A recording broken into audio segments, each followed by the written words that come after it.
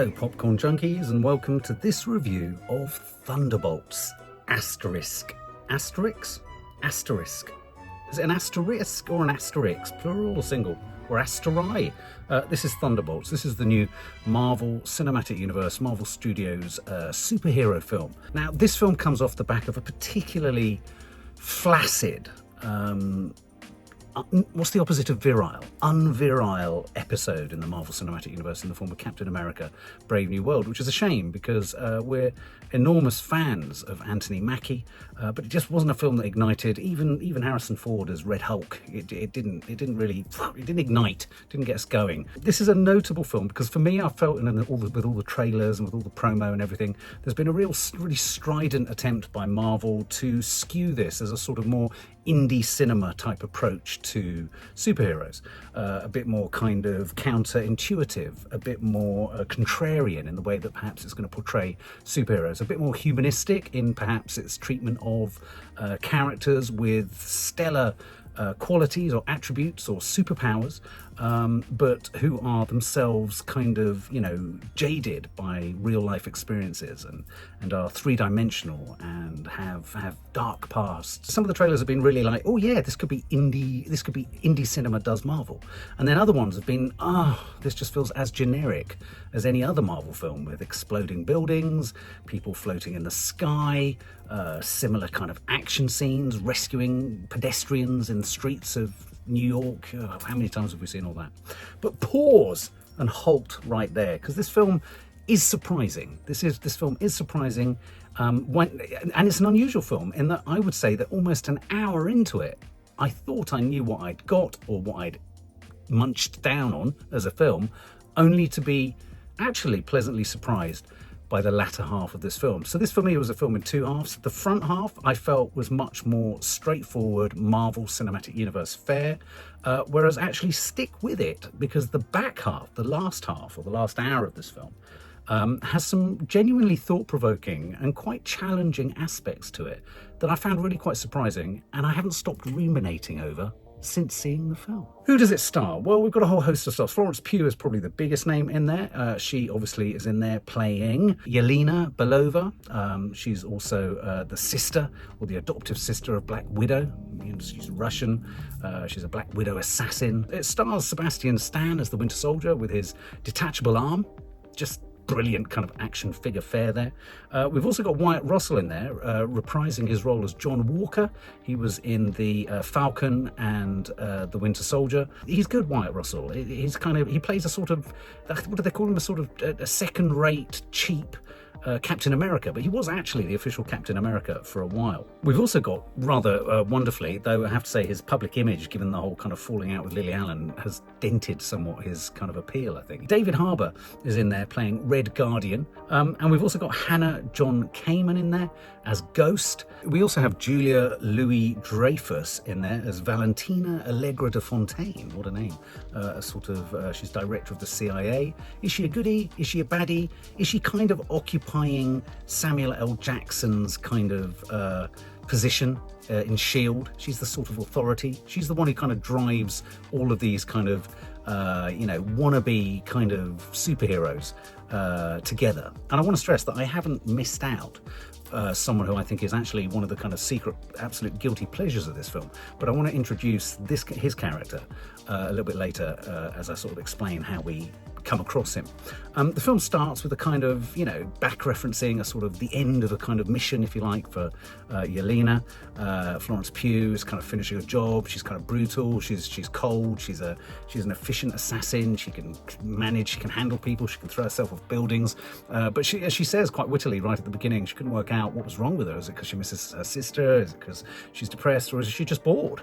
And so I thought we did quite a good job right at the front here of kind of making out the everydayness of being a sort of assassin or superhero or someone with super skills can be quite boring and quite dull. It then transpires that Julia Louis-Dreyfus's Allegra de Fontaine has, in a sense, created a sort of honey trap where she wants to, for her own sort of rather nefarious purposes, she wants to have all these kind of rather superhero-y kind of characters on the pretense of a mission brought together so that they all kill each other. And so once they've all been sent into this honey trap, really, to be kind of obliterated, along with all the evidence of Allegra de Fontaine actually trying to she's conducted a sort of experiment to see if she can create sort of superhumans, and it seems like it's all gone wrong, and so she sent them all down there. Once they've all been sent down there, this is how, you've probably seen it in the trailer, they all unwittingly try to kill each other, fail immeasurably, they all get to know each other, and they all suddenly are introduced to this strange character called, "Hi, I'm Bob." And Bob is played by Louis Pullman, and I have to say, Bob is fantastic. He's we will discover that he's essentially a super-powered individual, the consequence of Allegra de Fontaine's experimentation. He has superpowers way, way beyond any of our Thunderbolt kind of protagonists, as they rapidly discover. But anyway, they stumble across this guy, Bob. At this point, they don't know who the fuck he is. He's just this weird kind of crack addict who's kind of had his life turned around because he was part of an experiment, and he shouldn't have survived. Now, I have to say, as I said, I think the front of this film for me was the flabbiest and the weakest, and I found so much of it so utterly predictable. I've seen more shield fights with a Captain America shield flying through the air than you can shake a shield at, and I don't want to see any more, even if it's John Walker throwing them. It wasn't particularly whip smart. Even the dialogue, it was a bit kind of on the nose. So consequently, really, the front protracted scene is, as I say, this honey trap where they're all trying to kill each other, and then realise that actually they've got 2 minutes before they're going to be incinerated essentially in an oven underground, unless they all cooperate and escape, at which point they work with Bob, who's just this odd chap whose irises every now and then sort of ignite in a strange colour. But really, this film starts to get going at the point that the character of Bob starts to come alive, because Bob, his superpowers, not only is he super powerful, he can throw things, he can blow things up, he can make things shake and explode and all this kind of stuff, supremely powerful, but he also manages to, and seems to be a conduit, if you like, or an access point. He allows for each of our characters to go back in time to moments of profound trauma in their lives, whether it be Yelena's, sort of time in the forest, going back to moments of real trauma in their lives, or John Walker goes back to when he's had a child and he's disengaged with his family because he's been fired as Captain America, and he's depressed and he's down on his luck and all that kind of stuff. What we discover is that Bob, weirdly, is like one of those guys who, if you're near him, he sort of somehow makes you go back to past trauma. And so what develops in this film, bizarrely, is that with the entry of Bob, and with the sort of increased awareness that we have of Bob's superpowers, but also his not just his superpowers, which are kind of obvious themselves, but the byproduct of the impact he has on the characters around him, this film started to become a really curious, quite emotional journey through all of the characters in it. Sort of traumatic histories and pasts. It was a sort of, it slowly evolved into quite a philosophical meditation on mental health and depression and the darknesses of what we have to overcome in order to keep ourselves motivated and to push on. I mean, there's a huge point of discussion between Red Guardian, played by David Harbour, who plays Yelena's father. She talks about what's the point. He tries to give her the point. He's lost the point when she finds him in his sort of bedsit and living in squalor. This is about finding a point to what you're doing. There's a sense in this film that everyone's lost their mojo, everyone's lost their purpose. No one really knows where they're heading, where society's heading, where life's heading. And in a weird way, you could argue that's because the film goes to great lengths to remind us that the Avengers aren't coming. The Avengers have gone. Who's going to look out for people? So it's like there's a darkness over the land. It's a little bit like the spread of the shadow of Mordor in Lord of the Rings. And that analogy, hold that analogy, because that starts to creep into this film much later on. So I found, if I'm honest, Julia Louis-Dreyfus as she's sort of the antagonist and the kind of Nick Fury in the pack. I just don't like Julia Louis-Dreyfus as an actress. I find her really predictable. I find her really, like Catherine Hahn has so many spiky, spunky, sparky layers of unexpected weirdness and choices that she makes at all of the roles. I mean, she's currently brilliant in The Studio. She was wonderful in WandaVision and stuff like that. But I just found Julia Louis-Dreyfus just really predictable. She was neither malevolent nor clever. She wasn't witty nor charming. She wasn't smart. She was just functional. And she felt like her character and her performance had walked straight out of a straight-to-TV Marvel Cinematic Universe series. So I thought she was a terrible disappointment. Her assistant was quite good, but I just found all of that totally unbelievable. I don't know why Marvel gets bogged down always in the administrative detail of the organisations that are responsible for looking after superheroes. And then, as this film moves on, and they manage to escape from this oven where Julia Louis-Dreyfus's character was trying to kill them all. Then they all manage to escape, and then once they've escaped, Julia Louis-Dreyfus then suddenly realises, oh my God, so Bob has survived my experiment. That means it's worked. So Allegra de Fontaine turns Bob into the Sentry, as in Sentry. He's got blonde hair. He's got a fabulous kind of almost Aquaman outfit. Nothing affects him. He doesn't even have to make much effort to kind of do stuff. I think it's definitely suggested. I think I heard it correctly that he's a meth head. Was he a meth head as a normal human being? And this is his kind of big moment in the sun. And there's real vulnerability in his performance. I thought Lewis Pullman was absolutely sensational, and every time he was on screen I just wanted to see more of him. He brought real depth and layers to his very confusing and unusual predicament, which was, hang on a minute, 1 minute I was a deadbeat meth head, next I've gone through an experiment, then I find myself amongst a bunch of second-rate superheroes, really. Then I'm part of the crowd. He was almost turned into a sort of Aryan Brotherhood kind of hero who could destroy everyone. And then what we discover is that actually when he's allowed to kind of turn himself into what he wants to become, he's a shadow. He's just a non-specific dark shadow with dark eyes, a manifestation of depression, the monkey on the back, the shadow that creeps over you when you become, twisted by addiction and darkness, and you're haunted by all the demons of your life. This film was really bizarre. It went from standard, predictable, not particularly kind of flashy, clever or original Marvel Cinematic Universe, oh God, here we go again-ness, to really quite nuanced, sophisticated, complex, emotional, deep, contradictory, unpredictable decisions made by principally Bob's character. And then you had the sort of whirling dervish of all these other supporting characters trying to kind of manage the situation. They all knew, Florence Pugh's character, most notably, they all knew that Bob wasn't a bad boy. But they knew that he was being sort of harnessed and used and influenced and gaslit by Allegra de Fontaine. So again, you can see why she is, in essence, the baddie. But I think that analogy of Homelander, Bob a la the Sentry in this, becomes a sort of Homelander from The Boys.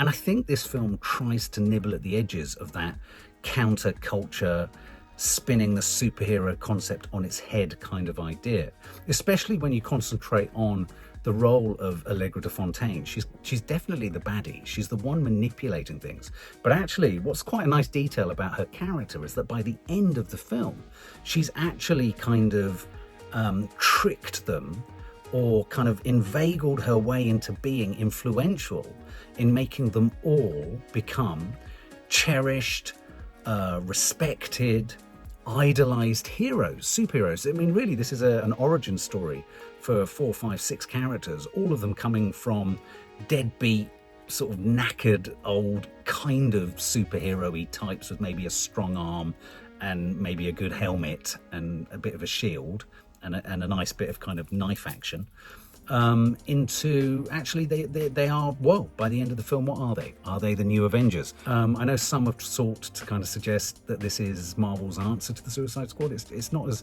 chaotic or as madcapped as that. What I really liked was in the last sort of act of this film, as Bob, a la the Sentry, goes through this terrible, dark, twisted search of the soul.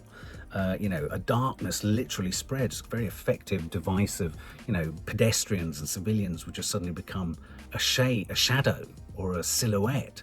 It kind of put me in mind of like the silhouettes that you saw on the floor in photographs after Hiroshima and Nagasaki.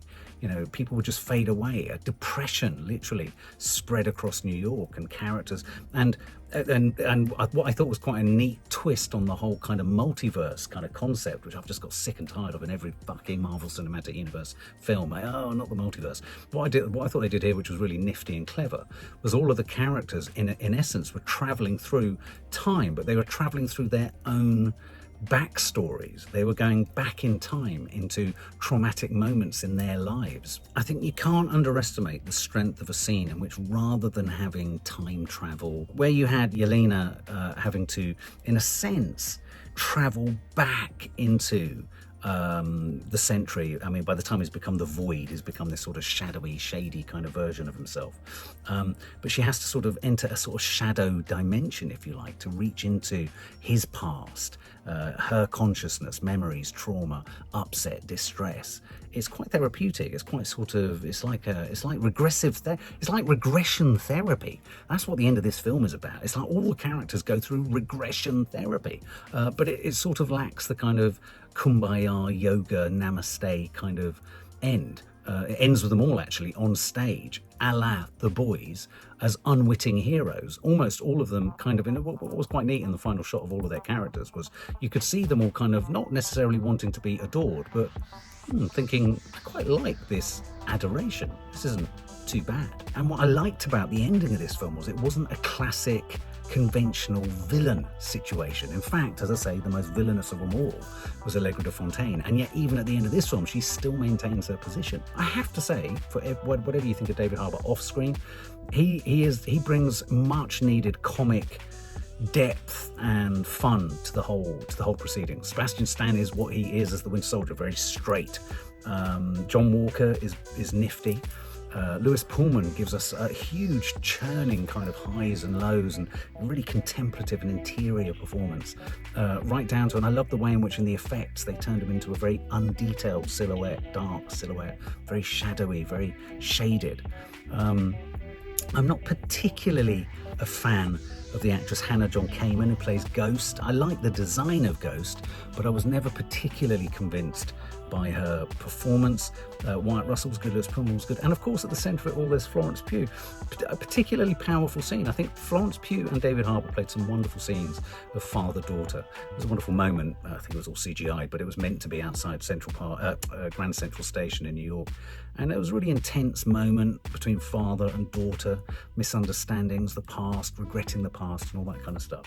So there were some pretty emotional moments in this where instead of them all smashing everyone up at the end, the resolution to all of the violence and all of the upset and all of the carnage was them all hugging and holding each other. It was like a Winnie the Pooh hug fest. It was so not what I was expecting, because I just thought the whole thing was just going to go up in smoke with the whole city burning up.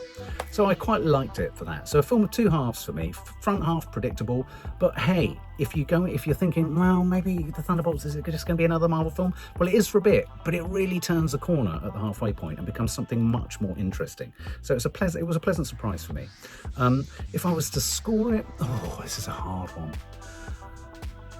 I think on balance, I think the second half was so surprisingly stimulating and rewarding and interesting and thought-provoking. I think I'd probably give this film overall 80 out of 100.